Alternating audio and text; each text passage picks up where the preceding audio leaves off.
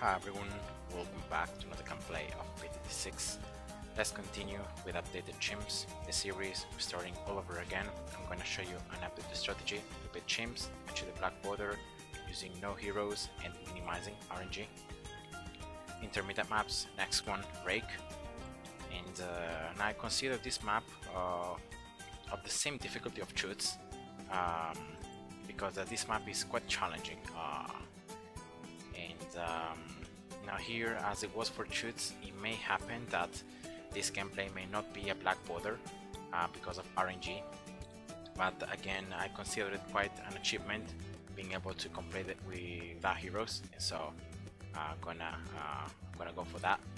And here there is an obstacle. Here you can reduce for you can remove it for 1000 cash, but despite the obstacle you can still place towers in this bottom side, and that's what I'm gonna really exploit later on. And there's also water, and that's why here I'm gonna start with Sap and Other Monkey. It's the best chimp start, and whenever you can, just go for it. So here, that monkey, bottom right corner, Sap also bottom right corner of the pool. That monkey is strong, and you're good to go. Now here, long story short, why this map is so difficult is just because of the mechanics, so because of how it's built.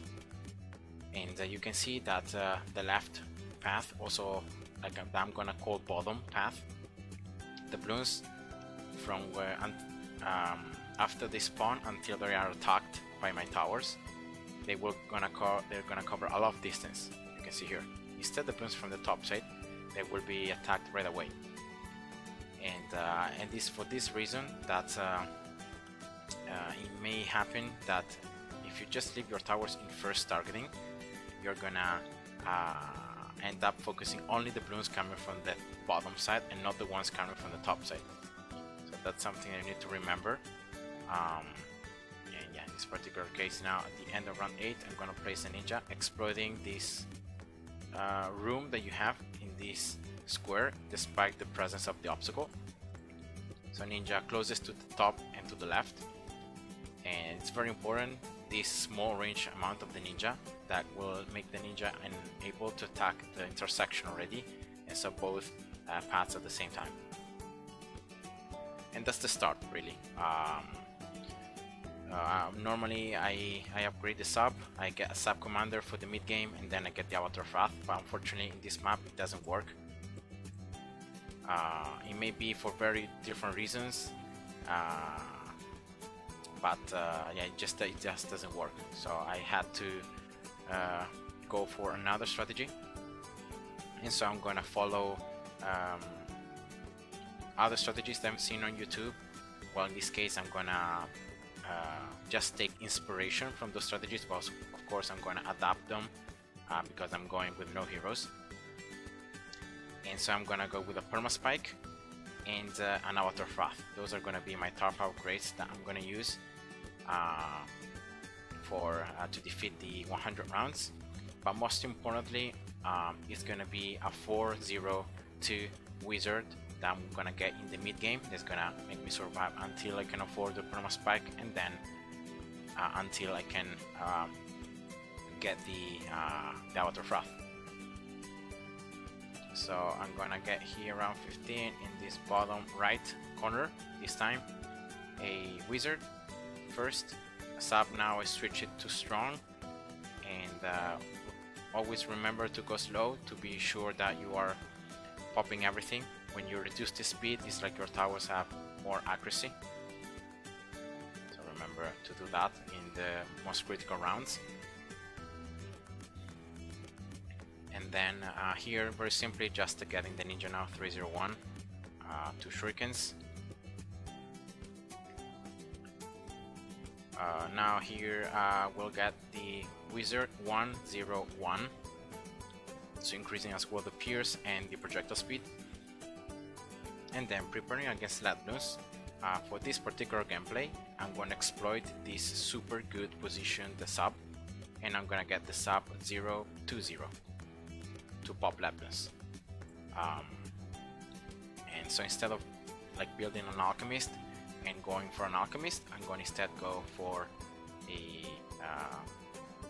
sub to 0 to 0. So that's a total different use for the sub, and you can see that also the sub is like the closest tower to the top, and the tower that's gonna first attack the balloons coming from the left. So in this way I can be sure that I'm gonna pop most of the lat balloons before they enter into the ninja or into the wizard range, and in that way I can guarantee that they're gonna always do their maximum amount of damage, and no projectiles will be destroyed against the lat layer.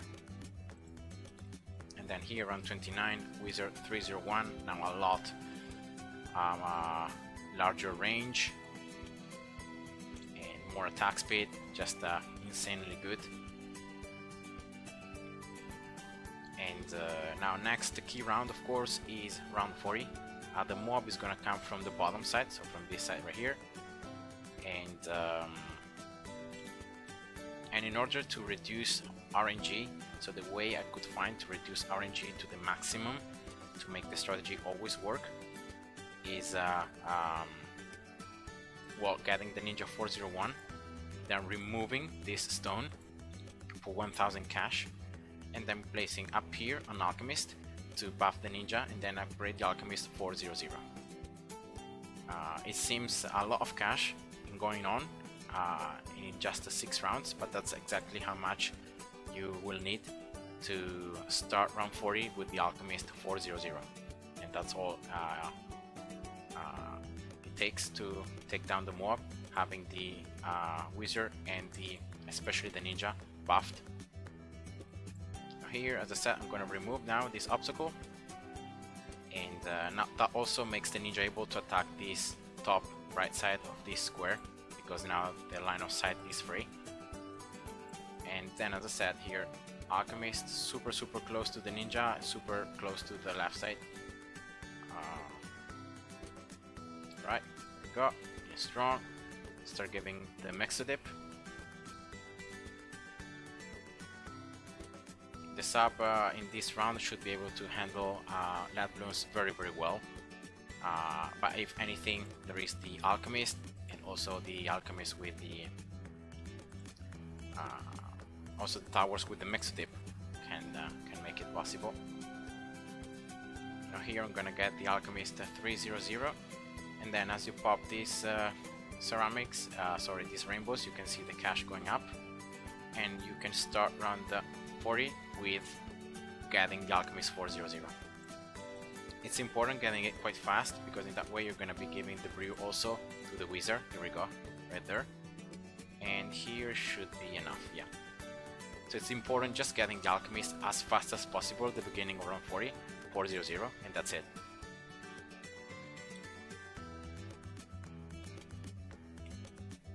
So now next step is getting this wizard 401 arcane spike. Is going to increase its damage, attack speed, pierce by a ton, extra damage against mob class balloons. It's just a super good upgrade, and right now the wizard is the second tower that the alchemist is buffing, so it's also stronger for that reason.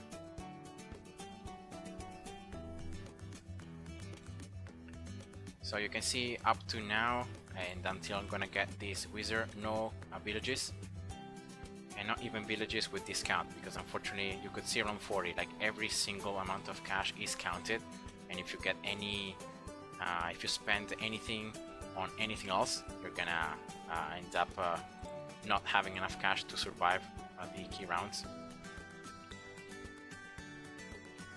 The ninja should be perfectly able to handle all camo balloons whenever they are coming out, and you can see that also the ninja almost barely can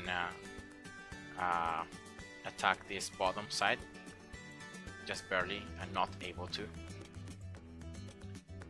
So that's the wizard 401,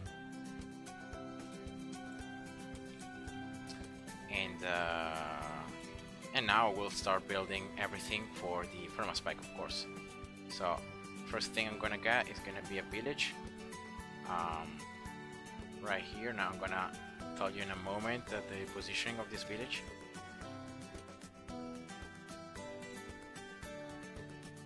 Here, let me just check out here. Yeah, that's the spot I need to get Now first of all, I'm gonna just get the wizard here 402 to have also camo detection with both the wizard and the ninja, so I don't have any problems against camo Bloons. And then here village closest to the top side, in this side, and then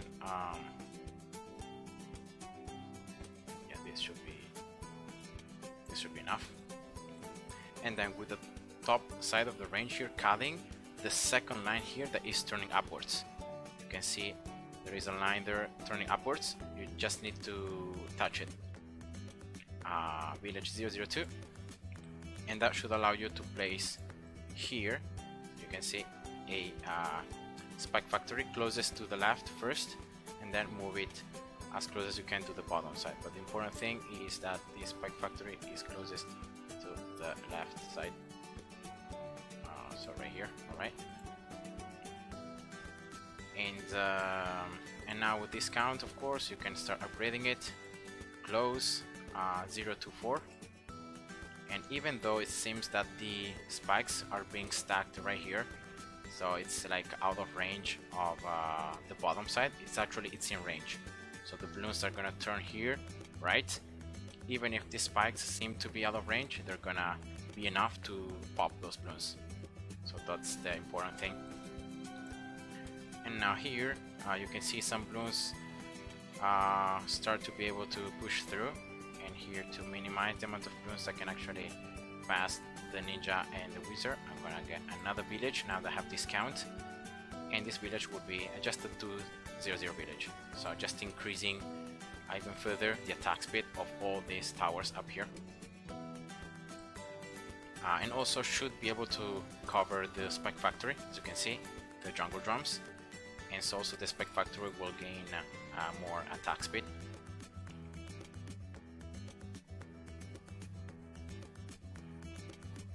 And now here, exploding this village range and discount, I can just place an alchemist 300 strong, so to start giving permanently almost the Mexodip and the brew to this spike factory, so that the spike factory, all the spikes are stronger.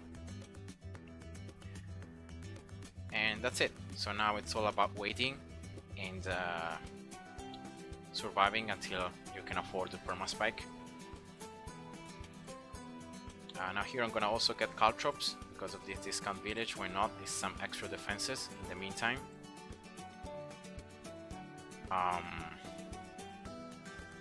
And yeah, round 62 here should start with a bunch of prospects placed, and with the wizard and the brew effect, you can see the wizard can attack up to this point right here with the extra range because of the brew, see? And so should be able to cover a lot of the portion of the map. And so on these ceramic rushes, some balloons will be popped with the Ruspecs, but most of them will be popped by the wizard. And yeah, here we go, all 3 rushes, no problem. It's the only like round where you may have some balloons popped by the spike factory, because you can see that every other round the ninja and the wizard are just able to clean up everything by themselves. So spike factory perma spike cost 32.4 thousand. It's not that expensive, and should be able to afford it before round 70 if I remember correctly, or around like round 70, maybe 71, but definitely before round 76. The only round that you can't survive with this current setup is round 76, so 10 rounds from now, but definitely I will be able to get the perma spike before that round. I just need now 10k cash more, and depending on the amount of balloons that there are in the rounds, you get more or less cash.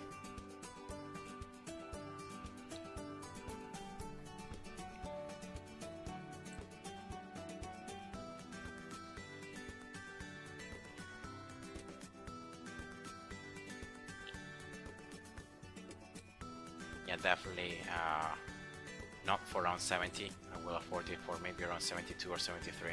Now that I'm looking at how much cash I'm earning, I just keep getting confused. Like between round 50 and round 59, you get a ton of cash, but now instead after round 65, you don't really get that much. So yeah, it depends on how many balloons you pop for each round. I don't remember each one of the, like how much cash you earn in each round. So here are some ceramics, also some balloons were popped by the prospects down there.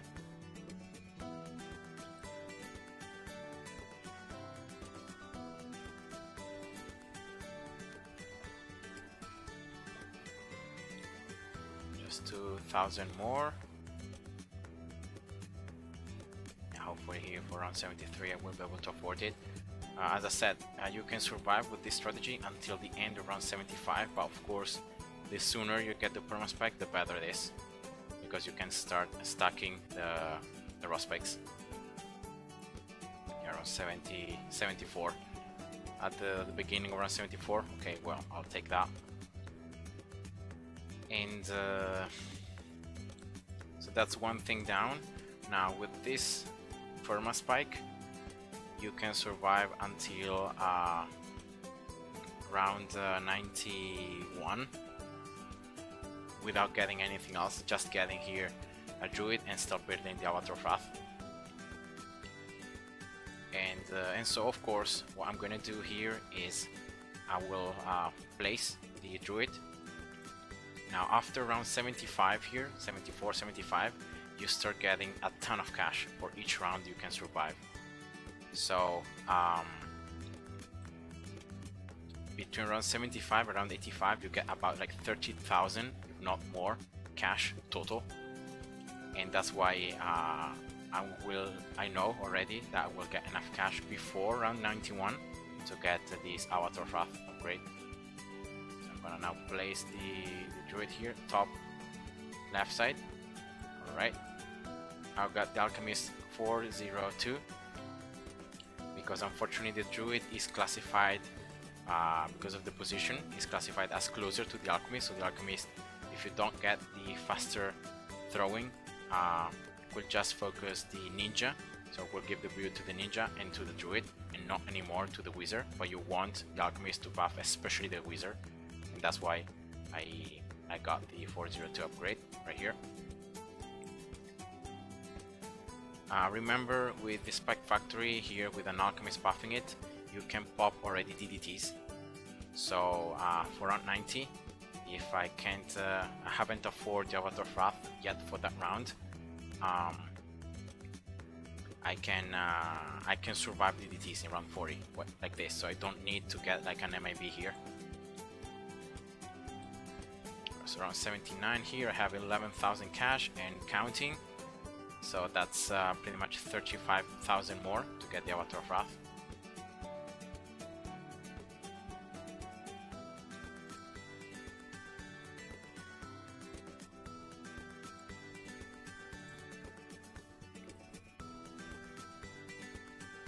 And I'm gonna already set this druid to close. That is the strategy, as I showed you at the very beginning of the video, that you can use to make sure that the balloons in the top side are also attacked as the ones from the left side, because otherwise if you just leave them to first, the balloons from the left side are gonna be always prioritized because they are closer to the exit, and so you may end up having a ton of balloons from the top side being able to sneak past. So here we go. I could stack I think a ton of spikes here for round 81. So now super srams, and that is why things you can see now clearly the Ninja and the Druid and the Wizard cannot pop the ceramics, especially. Like they can pop the mob glass layers quite easily and quite fast, but then the problem is always ceramics. Being able to clean up all the ceramics with now the increased amount of HP that the ceramic layer has. But despite that, you can see it's still a pretty decent amount of damage. Like my Rust Spike pile is not being consumed that quickly, and that's why I told you before that with this setup you can survive until round 91, until the end of round 91. Round 90, no wait, yeah, round 92 I think it's 100% needed, the Avatar of Wrath. But yeah, just needing 18,000 more cash, and it's round 83. So should be able to get it in time. So here I can't do anything. I just need to tank it and to try to pop as many Bloons as possible with the Wizard, the Ninja, with the Druid, and then just continuing on, getting the cash. You can see just 10,000 more. And the cool thing about the rounds without Oh My Gods is that they're very slow. So I can stack, I can recover some raw spikes until they're actually enter and they're actually popped by the raw spike pile.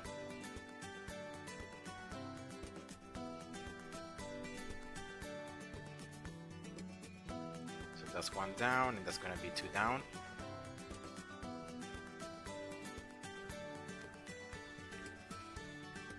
Alright. So if I count correctly, it should be like round 89 or yeah, 89 or 90 that I can afford this Avatar of Wrath. You can see just 6,000 more cash, and here in this round there are 4 Oh My Gods, so that should be about like 3,000 cash already. Here recovering a lot of spikes until the Oh My Gods are in range. Should be able to destroy 1 or maybe 2 Oh My God layers with the Avatar, with the Wizard. Yeah, here we go. 3 Oh My Gods destroyed before they were popped by the raw spike pile. 4,000 more, so I just got 2,000 from those 2 Oh My Gods. So that wasn't as much as I expected, but yeah, still my raw spike pile, you can see, yes, it's not that huge as before, but I just need 2,000 more, and it's round 88. So I'm pretty sure here, after I pop these 2 Oh My Gods, I will just need 1,000 more, and then yeah, just at 600 here. That's the Avatar of Wrath, and once I get the Avatar of Wrath, I will start damaging a lot more these Bloons now, and so my raw spike pile will not be damaged as much, and consequently I can start stacking more spikes. So here I'm gonna get another Druid. Here closest to the top side. Actually, I'm gonna get one Druid first. Of course, Populous to start stacking more the attack speed of the Avatar of Wrath. But I'm gonna get one first here in this corner. Alright, 0, 0, 4. So that's one stack more. And now, do I need to give Camo Detention to the Avatar of Wrath? That's the question. Because I don't even think I need to. I can perfectly pop all the DDTs like around 93 and around 95 with just the Perma Spike. I'm gonna build just one more Populous here.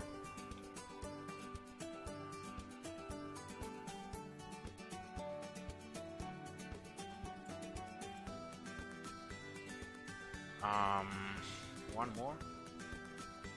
Or there are 2 more?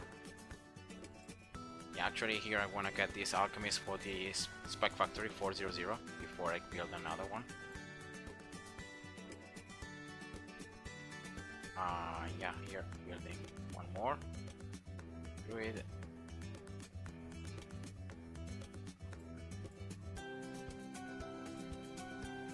Got more attack speed for the Avatar of Wrath. The more Bloons are on the screen, the more damage the Avatar of Wrath does. So on harder rounds like around 90, 94, 96, 98, the Avatar of Wrath just melts everything. So I think here I can pretty well tank. Actually, yeah, let's just get the MIB. I don't want to risk anything. At least I'm gonna get camo detection, so that I can at least pop and clean up some of the camo Bloons. But then just focusing here on finishing off all the droids here. Get more attack speed from the avatar path. Here we go. And then one more. Oh, okay.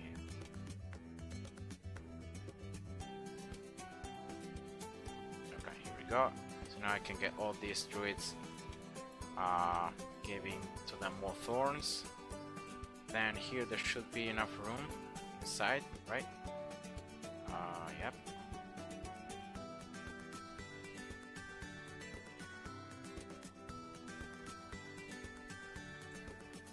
Right, building a 0, 3, 2 alchemist. Applying the concussion at least a little bit. And now here for round 100 and for also round 98, what I can do is just very simply getting here a mob press. Getting this village 302. So with primary training on this boomerang, making it stronger.